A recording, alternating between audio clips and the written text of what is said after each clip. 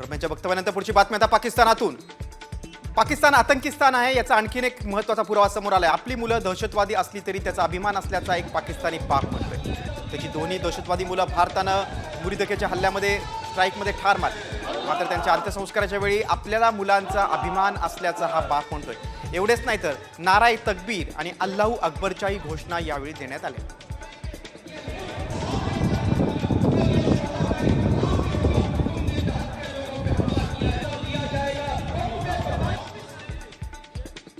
मेरे दो बेटे शहीद हैं इंशाअल्लाह मैनू फख्र है कि मेरे दो बेटे शहीद हैं तो मेरे 5 बेटे और हैं इंशाअल्लाह मैं 5 बेटे इंशाअल्लाह रब दी राह दे दें।